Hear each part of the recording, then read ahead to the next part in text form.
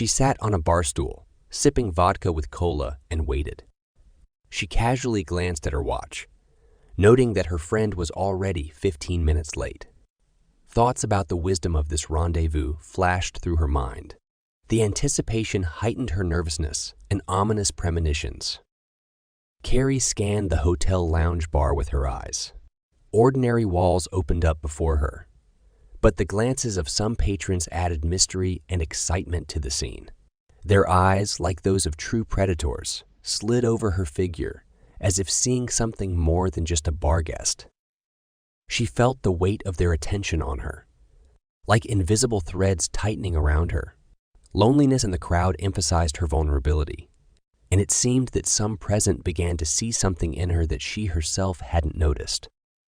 Glancing at the clock again, Carrie felt a slight unease. She lifted a glass filled with the inspiring combination of vodka and cola. The cool wave of liquid warmed her throat like the gentle touch of a secret alliance of flavors. She felt the gaze of a mysterious observer behind her. The man at the table met her gaze and raised his glass, smiling mysteriously. Carrie blushed, sensing his gaze still fixed on her. She decisively looked away, but she knew he continued to watch. In this game of looks and secret signals, she felt like the heroine of an undiscovered story, ready to unfold on her own terms. Her phone beeped twice. It was a message. She rummaged in her purse and pulled out her smartphone. A few taps of her fingers, and the text filled the screen. It was short and sweet, which was unusual for Grace. She usually enjoyed delivering a line-by-line narrative, filled with bloody details if she couldn't call and talk. Sorry, dear. Can't say what happened. Something really important. Grace. She looked at the text message, and her shoulders slumped. All the efforts she had put into organizing this evening now seemed like a futile waste of time. She left a message for her friend. Grace, call me. What the hell is so important to ruin everything at this late stage? Call me.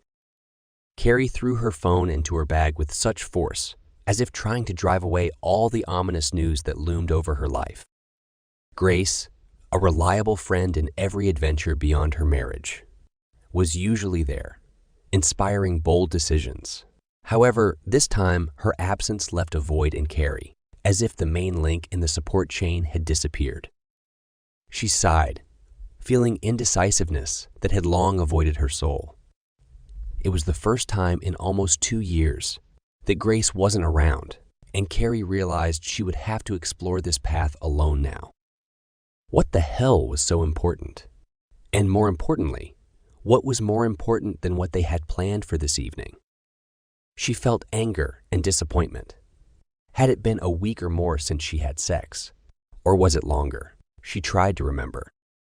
Carrie was 33 years old, married to Pete for 8 years, who was 2 years older than her. They met at a party hosted by a mutual friend one Christmas and hit it off. They dated for just over a year, before realizing it was serious. A year later, they got married. Their careers were just beginning to flourish, so they decided to postpone starting a family for a few years. Perhaps this decision led Carrie to the current situation. She took a sip of vodka and noticed that the man was still casually looking in her direction. This time, she smiled back at him, just a fleeting smile, but enough for him to see. She knew how to play this game, and she was curious how long it would take for him to approach her. She slowly licked her lips, knowing he was watching her, and a wicked thought pierced her, making her heart beat a little faster, and a tingling sensation started deep inside. She sipped her drink, again reflecting on how she ended up here. Her husband, Pete, had gone away for a couple of days for work. He was a safety technology consultant, and he had been invited to assess risk for work on specialized work sites, such as substations and railway lines. His frequent travels across the UK and occasional trips to Europe provided Carrie with opportunities to deviate from the path. Grace, her friend who desired her presence, especially after her own divorce 3 years ago, was the catalyst. Grace got caught in a passionate affair, lying in bed with 2 men. one of them an investigator sent by her husband to uncover the secrets of her infidelity. Shock and surprise in her eyes didn't lead to remorse. When it became clear that her husband had been shadowing her for weeks, Grace felt defending her actions was pointless. The divorce was without fireworks, but left her free from justifications. Carrie offered her friendship and support in this tough time. After the whirlwinds of divorce, the two friends spent time together, occasionally hosting dinners where wine flowed freely. They found joy in the fact that Carrie's husband, Pete, was often away, allowing them to enjoy carefree evenings without the need to rush home. These meetings became an oasis of fun, where both women could truly be themselves. Grace, like a guide in the world of liberation, encouraged Carrie to let loose and enjoy life to the fullest. She remembered how it all started the first time. They were in a club they seemed to frequent quite regularly when a couple of guys approached them. Drinks were flowing. There was a lot of flirting and dancing with plenty of physical contact. Carrie noticed that Grace was truly captivated when the guy she was with covered her lips with his. After that, everything was a blur until she realized they were in a hotel room, naked, and it was almost 3 a.m. Shaking her head, she snapped out of her reverie. Now, for the two women, going on the prowl had become a routine. Early thoughts about her husband were replaced in her nightly escapades by pure lust. Thoughts of betrayal were now forbidden in her consciousness. She sought only desire, which strangers could provide. Tonight was supposed to be another fun night, and now her friend backed out at the last minute. She tried to remember how long it had been since she was last with her husband. It was just a couple of weeks ago, of course. But she couldn't recall. Lately, she had been meeting with Grace frequently, given Pete's multiple trips, so she had been with other men. She finished her drink and placed the glass on the bar mat. The bartender looked at her. She nodded, and he turned to pour her another. "I'll cover this if it's okay." His deep voice resonated right behind her. She turned around and saw the man. He was around 190 centimeters tall, with short hair, looking lean and confident, with deep brown eyes. Carrie felt drawn to the intense gaze of this man, as if he was already inside her. She shivered with pleasure and realized he was the one she wanted tonight. Excitement enveloped her, and she felt it. He noticed it too. "Put it on my tab."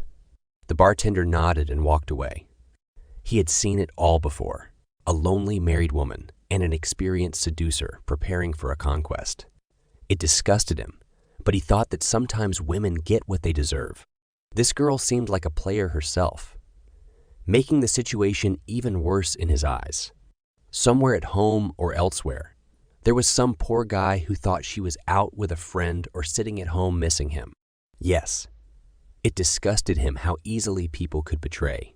It was clear the man was making his move, and his attentions were well received. He turned away, wiping a glass, and observed the unfolding scene. Carrie completely forgot about Grace as her admirer teased and flattered her. She remembered the last guy. When was that? Oh yes, it was that young guy from the Hilton. Grace introduced them to two guys during a shopping trip. Yes, it was a fun night.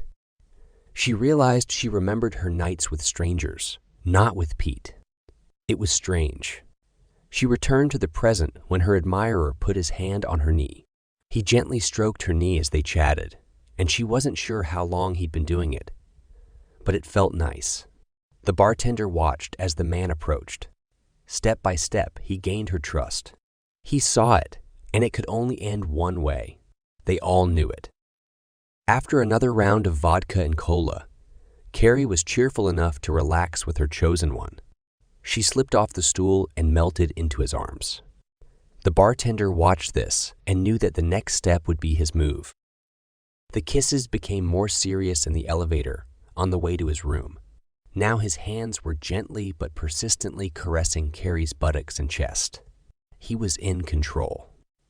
The chase was almost over, and now his prey was in his hands. Carrie gasped as his lips covered hers. They, stumbling, made their way to his room, kissing and giggling as they almost stumbled out the door. Clothes were discarded as they approached the large bed. Lips met, and soon they were both naked. He was a skilled lover. The next 2 hours were a repetition. Only at 2 a.m. did they start to cool down a bit. "Shall I call you a taxi if you want? If you need to be somewhere." "Thank you. That would be nice." After taking a shower, she realized there was no call from Pete. Maybe she missed it, but that was unusual. He always called. She dried herself with a large, fluffy towel and started putting her clothes back on. Applying makeup, she opened her phone, but there were no missed calls from Pete. She kissed her lover and left the room, heading down the hallway to the elevators. A dull sense of doubt crept into her mind, sending shivers down her spine. Something was wrong. She pressed the elevator call button and waited in the quiet hallway. Her thoughts were tangled. Her body ached after a truly good night, but her mind was feverishly working. Carrie climbed into the black taxi, parked on the side of the road, and sent Grace a message. "Had a great night with a real stud. Too bad you missed it. Call me in the morning." Leaning back into the soft seat, her mind became an arena where the antics of the previous night played out in slow motion, like scenes from a movie. Moments of laughter, exciting glances, and mysterious smiles flickered in her memories. The taxi stopped at her house, leaving only a dim glow of headlights in the darkness. She slowly walked down the path to her door. Shadows danced around her, creating an atmosphere of mystery and unknown possibilities. Entering her home, she instantly felt the lingering sparks of ecstasy in the air from the night before. However, in this serene moment, a strange knocking sound echoed. Initially faint, it persistently intensified, like a drumbeat. Carrie, half opening her eyes, discovered that the sounds were coming from behind her front door. It's 8 in the morning. She struggled to get out of bed, threw on a robe, and headed towards the source of the noise. Approaching the door, she heard a voice. "Carrie, open up. It's me, Grace. Open." All right, I'm coming." She opened the door and Grace burst in past her. "Is he here?" Grace turned and looked at her friend. "Carrie, is Pete here?" "No, of course not. He's not here. He won't be back for 2 days. Anyway, what happened to you last night?" Carrie turned to fill the coffee maker. Grace grabbed Carrie by the shoulders, turning her towards her, and looked into her eyes. "Carrie, he knows. Pete knows. He knows everything. I don't know how, but he found out, and that's why I couldn't come last night." "What? What does he knows mean? He can't know." That feeling came back again. Something was wrong.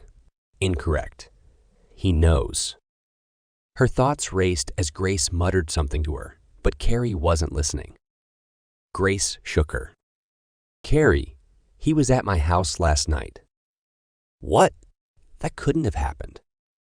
Grace shook her again. "He was, and he knows. He has dates, names, photos. He even has videos that he showed me." No, this can't be. How could he have all of this?" "I don't know, but he does. He showed me some of it on his phone." "Oh my God. No, this is a nightmare. He can't. He just can't." The realization was already starting to sink in for Carrie when a knock came at the door. Grace headed to the door and returned with a grim expression. "It's for you." She slumped into a chair at the kitchen table. Carrie looked up and saw a middle-aged man behind Grace. He stepped forward. "Are you Carrie Franks?" he asked. "Yes, that's me," she replied with a trembling voice.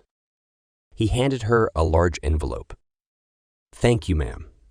You've been served." He turned and headed straight for the door. Her fingers tore open the envelope, causing its contents to scatter across the table. There were several photos and a couple of CDs. Carrie trembled at the sight of evidence of her infidelity. There was also a letter from Pete.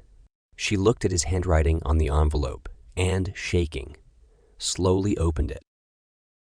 Carrie, now you know that I know everything, and I truly mean everything. Some time ago, I found out what you and your friend were up to when one of the guys you were with mentioned his night with 2 girls. He was so impressed that he took a few photos on his phone. Well, that was just the beginning. Only you know how long it has been going on. Don't worry, it's going to hurt now. First, I sold the house, so you have maybe a few weeks to clear out of here. There's nothing left in the bank. I took it all. I emailed a compilation of your most photogenic photos to everyone we know. Everyone at your workplace will know about it. I'm sure of that. You had fun fooling around with your promiscuous friend. Well, now you might have to do it for a living. I used to love you, but since I found out, you killed every feeling I ever had for you. But I will survive. I'm leaving. He dumped me, Grace. He's gone. Grace watched her friend and replayed in her mind her own moment of realization many years ago when she understood that she had lost.